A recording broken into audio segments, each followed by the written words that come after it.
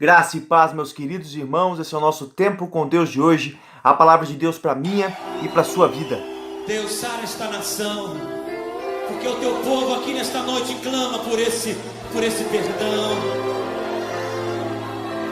Esse povo tem vontade de ver esse... Nós temos visto por aí alguns países e algumas feministas falando sobre a legalização do aborto.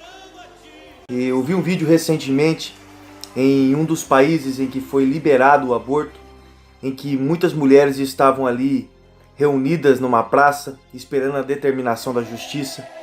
E quando aconteceu essa determinação, esse país aprovou o aborto, algumas mulheres choravam de emoção e como se estivesse comemorando uma final de Copa do Mundo, agradecendo porque o governo tinha liberado essa afronta ao nosso Deus.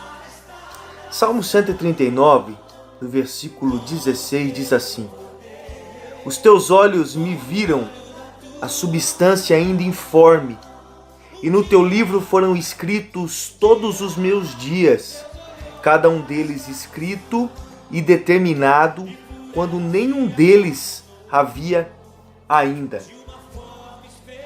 Os olhos do Senhor nos viram ainda em substância informe. Que substância informe é essa? Os olhos do Senhor nos viram quando nós estávamos no ventre da nossa mãe. O Senhor já nos via com vida, o Senhor já nos via como criatura dele, como criação dele. E quando nós vemos leis como essa sendo aprovadas, nós paramos para pensar e começamos a analisar algumas coisas que têm acontecido, e nós vemos que cada vez mais o ser humano está mais longe de Deus. O ser humano cada vez mais tem deixado de ser humano e tem começado a se tornar um animal irracional. E nós vemos essas comemorações e pessoas falando: eu sou a favor do aborto, eu quero que o aborto aconteça, e não entendem que a palavra de Deus nos determina e nos orienta e nos fala. O Senhor nos fala que Ele é o dono da vida, Ele é quem dá a vida e Ele é quem tira a vida. A partir do momento que o homem começa a tomar a postura de Deus, ele não é mais uma criatura, ele não começa mais a ser filho, ele começa a se achar o próprio Deus. E aí que vem os grandes problemas. O homem hoje ele se acha superior, ele acha que ele tem capacidade de fazer coisas até maiores do que Deus. E aí nós estamos vendo a situação que está o nosso mundo. O nosso semelhante cada vez mais sendo destruído, sendo arrebentado, sendo aniquilado. Nós vemos famílias sendo destroçadas. Nós vemos jovens atrás de droga e prostituição. Nós vemos pessoas que não têm amor nenhum pelo semelhante, pela pessoa que está perto de nós. Isso é muito triste.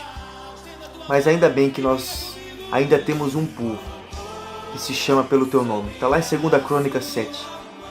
E esse povo tem a obrigação, nós como esse povo temos a obrigação de orar, de clamar, de pedir ao nosso Deus que Ele sare essa nação, que Ele sare essa terra. Nós precisamos de pessoas que falem, de pessoas que expressem a sua opinião. Meu querido, você é o reflexo de Deus aqui nessa terra. Não permita que essas coisas aconteçam e não ache isso normal.